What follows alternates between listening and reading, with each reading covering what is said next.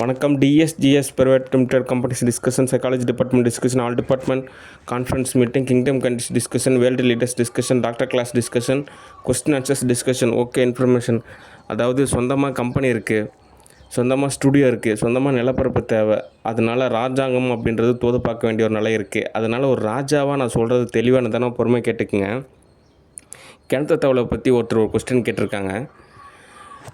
என்னங்க ஏதோ வகையில் ஒரு எரா இருக்கிற மாதிரி இருக்குது, என்ன காரணம் அப்படின்னு சொல்லிட்டு ஒருத்தர் கொஸ்டின் கேட்டிருக்காங்க. அதுக்கு என்ன காரணம் அப்படின்னா, யதார்த்தத்தை தாண்டி அமானுஷ்யம் அப்படின்னு சொல்லிட்டு இருக்குது. ஓகே, எங்கள் டைரக்டர் சார் நீங்கள் பேயை நேரில் பார்த்துருக்கீங்களா அப்படின்னு சொல்லிட்டு ஒருத்தர் ஒரு கொஸ்டின் கேட்டிருக்காங்க. ஸ்கூல் படிக்கிறப்போ எனக்கு பேய் இருக்கிறதா சொல்லி 2 டைம் பேய் ஓட்டினாங்க. ஆனால் அப்படி ஒரு கான்செப்டே கிடையாது. ஆனாலும் பேய் ஓட்டுறவங்க ஓரளவுக்கு காசு வாங்கிட்டு போயிட்டாங்க. அந்த காசுக்கு ஏதோ 8,000 10,000 நினைக்கிறேன். அந்த காசுக்கு ஏதோ சாப்பாடு வாங்கி கொடுத்துருந்தாலோ ட்ரெஸ் வாங்கி கொடுத்துருந்தாலோ எவ்வளோ தோதாக இருக்கும். ஓகே, ஒரு பாசம் அப்படின்ற பேரில் ஏதோ வகையில் ஆயிடுச்சு. ஆனால் யதார்த்த ரீதியாக நான் சென்னை வந்தபோது சைமன் பீட்டர் அப்படின்னு சொல்லிட்டு ஒரு ஊழியர் தான், ஒரு இல்லத்தில் இருக்கக்கூடிய ஒரு நபர் தான். நான் ஆண்டவர் பாதையில் கொஞ்சம் பயணிக்கக்கூடிய ஒரு நபர். அவர் சண்டே ஆனால் அவர் வீட்டில் ஜப கூட்டம் நடக்கும். நானும் போயிருந்தேன். அங்கே ஒருத்தர் வந்திருந்தாங்க.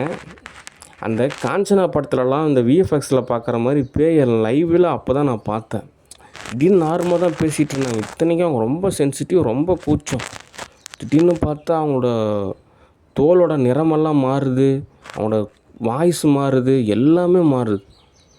லைவாகவே அப்படியே அந்த ஒரு பேயோட நிலையை அப்போ தான் நான் பார்த்து உணர்ந்தேன். ஓகே, அடுத்து யாவரும் பயமே அப்படின்னு சொல்லிட்டு, யாவருக்கும் பயமே அப்படின்னு சொல்லிட்டு ஒரு மூவி ஆக்டர் மாதவன் நடித்தது. அந்த எலக்ட்ரானிக் கேஜெட்ஸ் எல்லாத்துலேயுமே அந்த பேயானது இன்வால்வ் ஆகும்.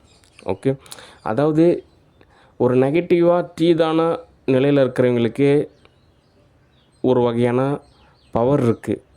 ஓகே, அதே மாதிரி தான் பாசிட்டிவாக இருக்கிறவங்களுக்கும் அதே மாதிரி பவர் இருக்குது. இந்த காட் முருகன் என்ன பண்ணிட்டார் அப்படின்னா, இந்த கிணத்து தவளைக்கு ஒரு ஃபோன் ஒன்று இருக்குது. அந்த ஃபோனில் கொஞ்சம் சார்ஜ் எடுத்து விட்டா அப்படி.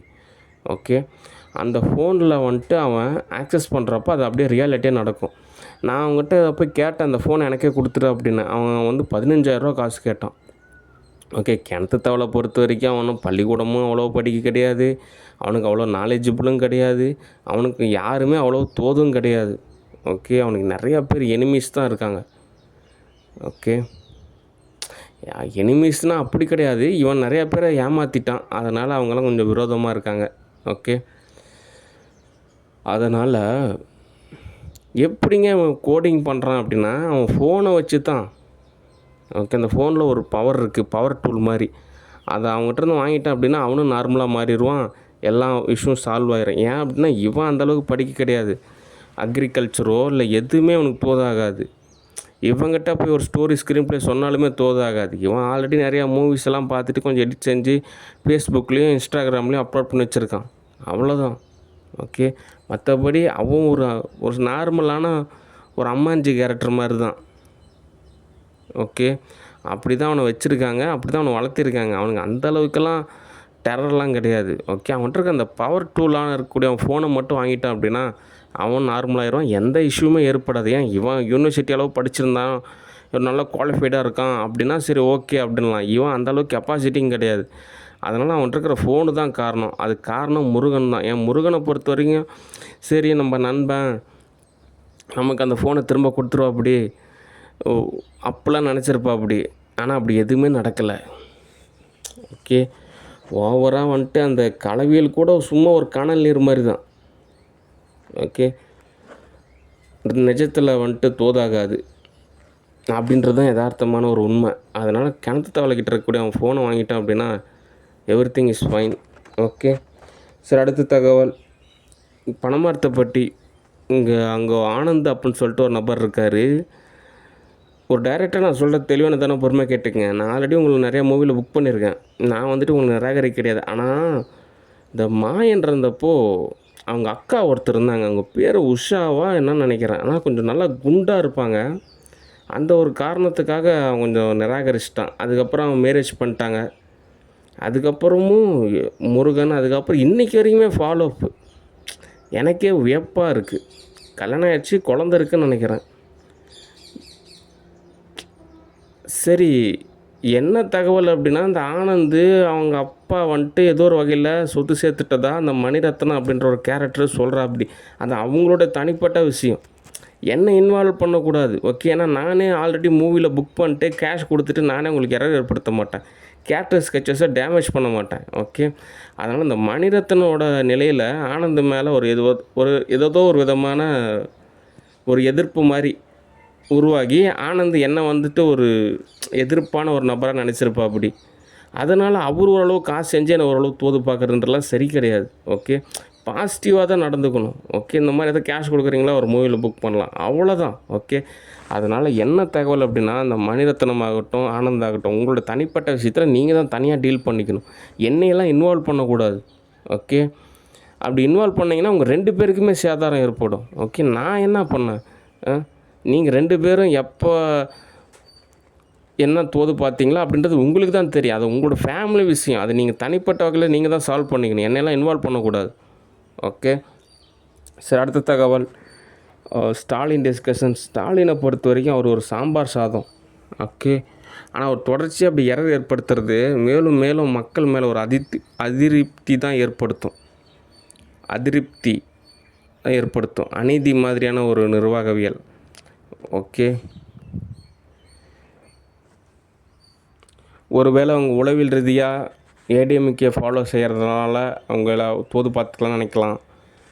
ஆனால் அப்படி கிடையாது.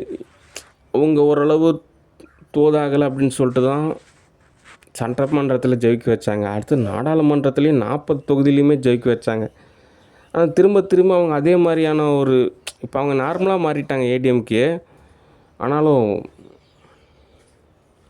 டிஎம்கே பொறுத்த வரைக்கும் ஏதோ வகையில் தோது பார்க்குறாங்க. அதுக்கு என்ன உளவியல் ரீதியான காரணமாக இருக்கலாம் அப்படின்றப்போ, டிவிக்கே பொறுத்த வரைக்கும் அவர் ஒரு சாம்பார் சாதம்.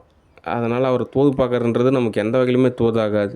ஓகே, அடுத்து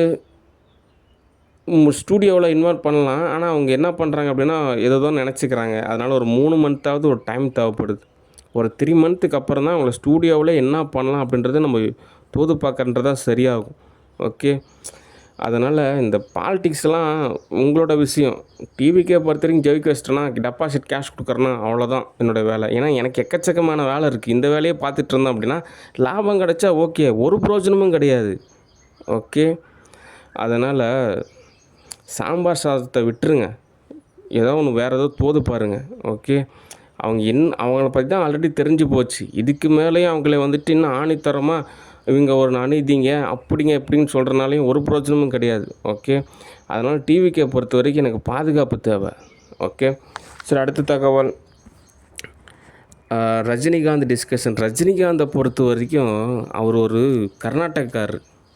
தமிழ்நாட்டிலலாம் கௌரவம் எதிர்பார்க்க மாட்டார். தமிழ்நாட்டில் காசு கிடைச்சா என்ன, கிடைக்காட்டி என்ன, என் பொழப்பு என்னவோ அதை பார்க்குறேன். படத்தை நடித்து 100 கோடி சம்பாதிக்கிறது சாத்தியமா? கொடுக்குற அப்படி 100 கோடி பர்ஃபார்மன்ஸ் பண்ண வேண்டியதாக நினைக்கிறாங்க. அதனால் கர்நாடகா பொறுத்த வரைக்கும் ஆல்ரெடி புக் பண்ண எல்லா மூவிஸ்லையுமே ஆக்டர் ரஜினிகாந்தே கேன்சலு. ஓகே, மொத்தத்தில் அவர் ஸ்டூடியோவில் புக் பண்ண எல்லா மூவிஸுமே கேன்சல், கன்ஃபார்மு கேன்சல். இதுக்கு மேலே ரிஸ்க் எடுக்கிறதுன்றலாம் ரொம்ப ரிஸ்க். ஓகே, அந்த எந்திரன் மூவி கூட ஒரு 10 வருஷத்துக்கு அப்புறம் எடுத்துக்கலான் இருக்கேன். ஓகே, அதனால் நீங்கள் வேறு ஏதோ டைரக்டரை ட்ரை பண்ணுங்கள். ஓகே, அடுத்து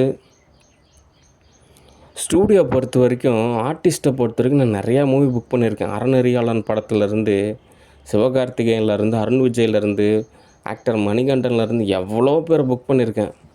ஆனால் ஒரு ஆர்டிஸ்ட்டை பொறுத்த வரைக்கும் சில நேரத்தில் டூப்பு கிடைக்கும், சில நேரத்தில் டூப்பு கிடைக்காது. அப்படின்றப்ப நீங்கள் தான் ஃபைட் பண்ணுற மாதிரி இருக்கும். சினிமாவில் மட்டும் ஃபைட் கிடையாது, நிஜத்துலேயும் ஃபைட் பண்ணணும்.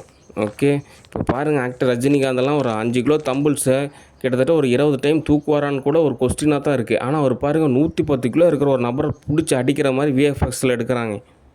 ஓகே, அதனால் நல்லா ஜிம்முக்கெல்லாம் போகிறீங்க, ஒரு ரியாலிட்டியாக ஒரு ஃபைட்டுனா அதை ஃபைட் பண்ணணும். ஓகே, அவங்க பாருங்கள் நீ எவ்வளோ தூரம் துன்புறுத்துகிறாங்க, நீங்களாம் வேடிக்கை தான் பார்க்குறீங்க. அப்படின்றப்போ உங்களை எப்படி நான் மூவியில் புக் பண்ணுறது, உங்களுக்கு எப்படி நான் சேலரி அதிகப்படுத்துறது? அதனால் ஸ்டூடியோ பொறுத்த வரைக்கும் ஃபைட்டு. ஓகே, ஃபைட் பண்ணணும், எரர் ஏற்படுத்தக்கூடாது. ஓகே, அதனால் எவ்வளவோ மூவி, எவ்வளவோ காசு. காலம் போன காலத்தில் ஒரு பொண்ணுக்கு எத்தனை டைம்யா கல்யாணம் பண்ணுவாங்க? அ எத்தனை லவ்வு, எத்தனை கல்யாணம்.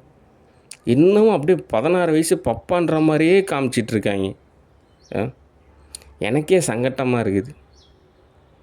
என்ன இப்படிலாம் ஒரு ஆர்டிஸ்ட்டு நல்லா சம்பாதிக்கிறாரு, இதில் வேறு சூப்பர் ஸ்டாரு, என்ன இப்படிலாம் நடந்துக்கிறாங்கன்னு சொல்லிட்டு எனக்கே ஒரு மாதிரியாக தான் இருக்குது.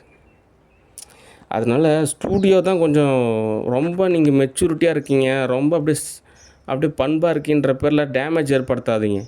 அதனால் எல்லோரும் கொஞ்சம் உஷாராக என்னன்னு கொஞ்சம் கவனிங்க. ஓகே, பேசாமல் இந்த மாதிரி சூழ்நிலைக்கெல்லாம் ராதிகா சரத்குமார் அவங்கள மறுபடியும் ஸ்டூடியோவில் ஜாயின் பண்ணிக்கலான் இருக்கேன். ஏன்னா அவங்க தான் ஓரளவு தோதான நபர். அதனால் வெல்கம். ஓகே, ராதிகா சரத்குமார் அவங்களே. ஓகே, சரத்குமார் பொறுத்த வரைக்கும் அவர் ஓரளவு ஒரு பண்பான கேரக்டரு. அதனால் அவருக்கு ஸ்டூடியோவில் வேலை கொடுக்கலாம், ஆனால் ஸ்டூடியோவில் ஜாப் கொடுக்கறது சிரமம். அதனால் ராதிகா மேடத்துக்கு மட்டும்தான் ஸ்டூடியோவில் ஜாபு. ஓகே, சரி, அடுத்த தகவல்.